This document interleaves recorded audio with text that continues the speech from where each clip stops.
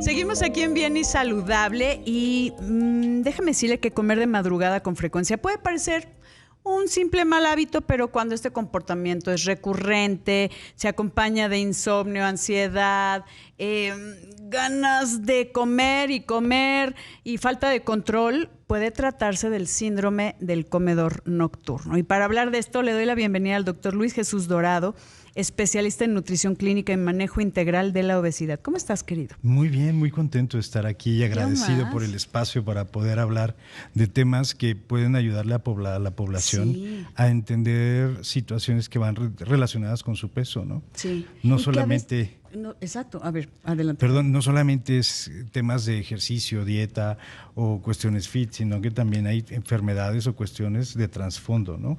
Como trastornos de la alimentación. Claro, pero ese trastorno puede ser neurobiológico. A ver, una cosa, Luis Jesús. Luis.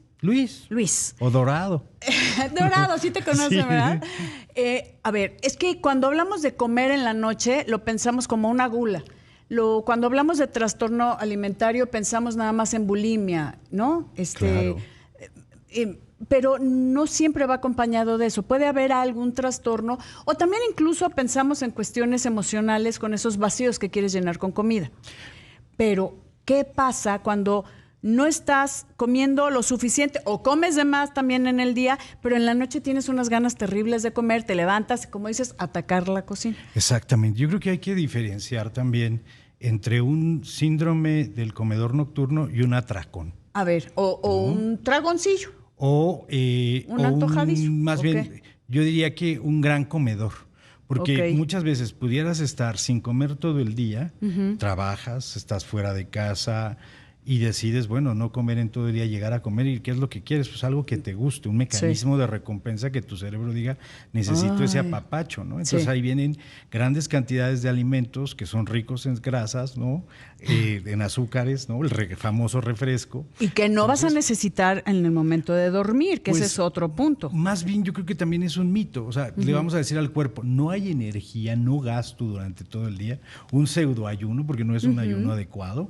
Y entonces, cuando le damos, va a guardar. Entonces, todo el tiempo el cuerpo va a decir, no hay energía, guardo. Eso es el ejemplo de un paciente o de una persona que vive con una estructura nutricional muy deficiente haciendo una sola comida. Y es lógico que quiera comer mucho en la noche.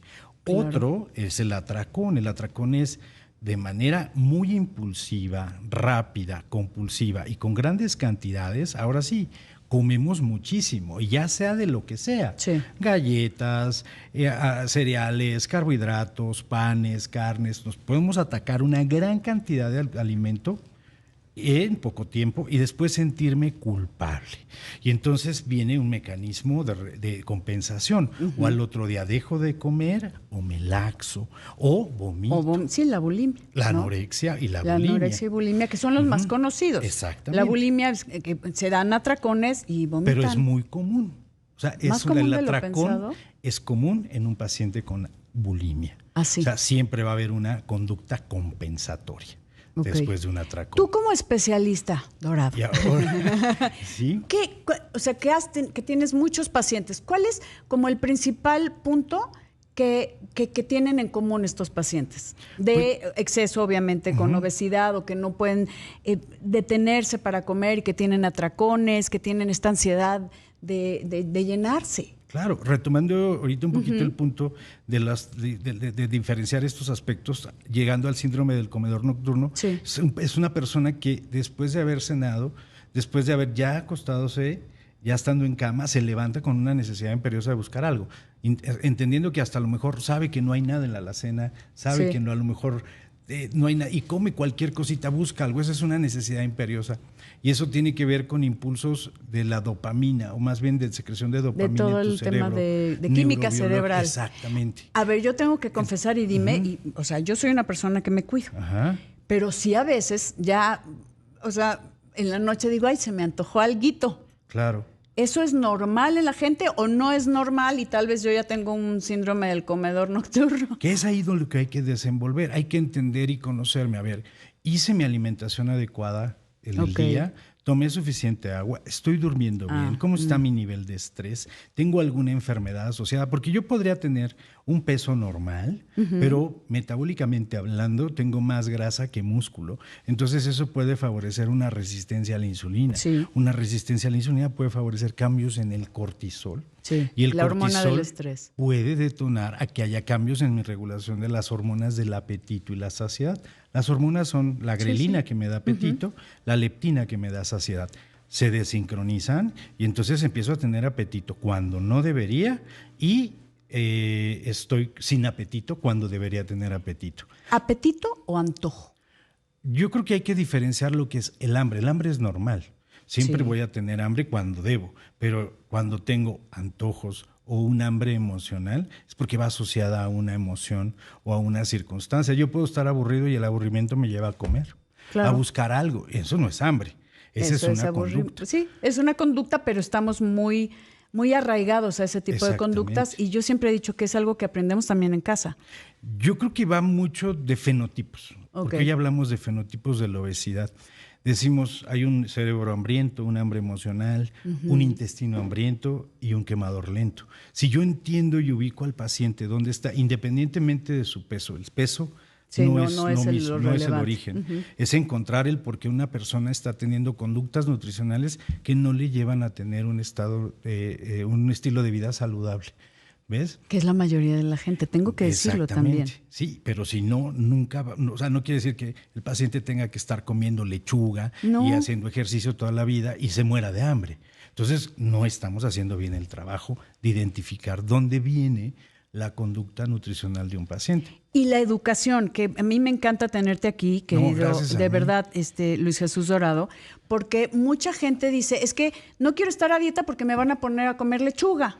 Y eso no es, o sea, la dieta es lo que comemos todos los días. Totalmente, Pero hay que felicidad. aprender a saber qué es en relación a mis necesidades, si hago ejercicio, depende de las edades, hombres, mujeres, niños, que yo nunca he entendido por qué a los niños se les da comida diferente. Estamos hablando de cantidades, pero no de calidad en la comida. Es correcto. ¿Por qué en las fiestas infantiles siempre hay nuggets, espagueti, milanesas, hamburguesas?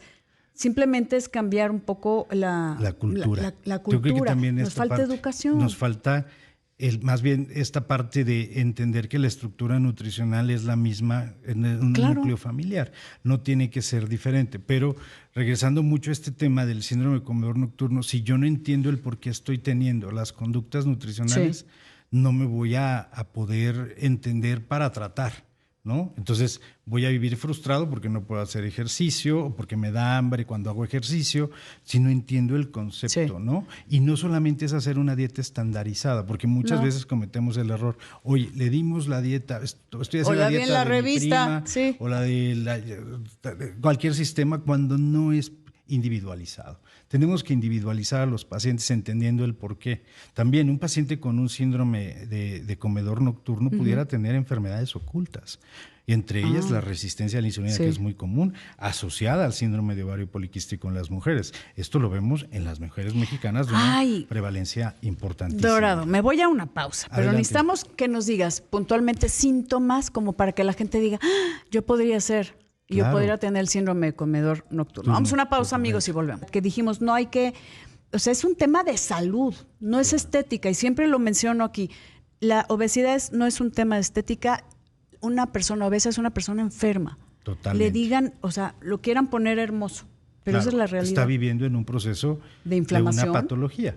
Sí, Exactamente. y de inflamación Estamos constante. hablando de la enfermedad crónica del tejido adiposo. Exactamente. Ahora, es complejo hablar del peso de una persona porque sí es meterte en situaciones donde te pones a criticar el peso de una persona. Pero es que no es el peso, es su salud, es cómo está Totalmente. su metabolismo, es Pero cómo están sus articulaciones, así su es. inflamación, también el hígado, ¿no? Pero el no hígado debería graso. de ser así increíblemente. Sí. Los médicos somos los primeros que criticamos a los... Usted debe comer bien y bajar de peso. Sí, pero dime Pero cómo. a ver, ¿qué está pasando en mi vida, en mi alrededor, para que no suceda eso? Como en este caso el síndrome de comedor nocturno, Sí. que puede tener muchos orígenes. una descontrol del cortisol, y este descontrol del cortisol puede ser porque tengo problemas del sueño, Claro. una apnea del sueño, La apnea del donde sueño. ronco por algún motivo, no porque esté subido de peso, sino porque pueda Porque tener hay algún tipo de algo, obstrucción, y esa obstrucción me genere despertarme, y ese despertar me genere hipoxias, Sí. esa falta de oxígeno me genere apetito. Puede ser un cambio en la regulación de insulina en pacientes que tengan resistencia a la insulina, Sí. se libere más insulina, bajen mis niveles de glucosa, me genere más por comer.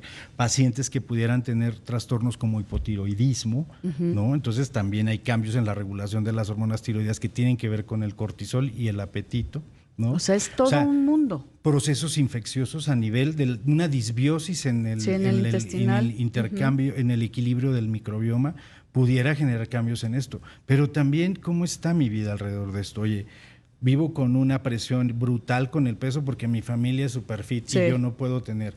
Vivo con un tema de bullying en la escuela porque mi peso es diferente. Sí. Entonces, yo intento, no puedo, ¿qué está pasando en mi ser? No es que sea flojo, no es que sea No, tal vez no- falta no de sé la voluntad, causa. no sé la causa. Entonces, creo que tenemos que entender el por qué suceden las cosas. Sí. Yo puedo hablar hasta de mi propia experiencia y decir, bueno, yo a veces me levanto a buscar algo de comer sabiendo que no tengo nada en la alacena, pero es porque yo tengo una condición que a veces se llama TDA y está muy de moda el TDA, ¿no? Sí, Últimamente. trastorno por déficit de atención. Atención, pero esto te genera una hiperfuncionalidad neuronal y eso gasta Estás mucha como, dopamina, ajá. necesitas energía y esa dopamina la obtienes de fuentes tan rápidas como la comida. Ok.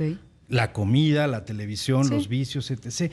Hay que entender cómo funciona tu cuerpo, pero no necesitas entenderlo, tú tienes que ir con un especialista Ese es el a que tema. te ayuda y no es hacer retos, dietas, métodos. Sí hay medicamentos extraordinarios, pero si no los sabemos emplear de una manera Lo estamos inteligente no haciendo sirve. Así ciegas. es que mi mejor consejo es, si tú tienes un problema en tu conducta nutricional, es identificar, oye, sí como Síntomas. no como. A ver, dame ¿Sí? síntomas del comedor Me nocturno. levanto después de haberme acostado por más Ok. de 3 o 4 ocasiones por semana a buscar algo que Lo comer. que sea. Esa parte no la puedo controlar, sea poco o sea mucho. Me genera estrés, me genera ansiedad. Son pacientes que comúnmente presentan un grado de depresión. Todo el tiempo estoy cansado y en un porcentaje Sí. de la población es alto. Sí. Entonces, acude con un especialista a buscar la ayuda. ¿Dónde encontramos a Doctor Dorado Oficial. Así, Doctor Dorado Oficial en todas las redes. Sí, todas las redes. Ahí estoy en Instagram y ahí podemos Que darles- estamos hablando un especialista en nutrición clínica y manejo integral de la obesidad. No Tenemos. nada más es poner una dieta, hay que ver las causas, hay que ver lo que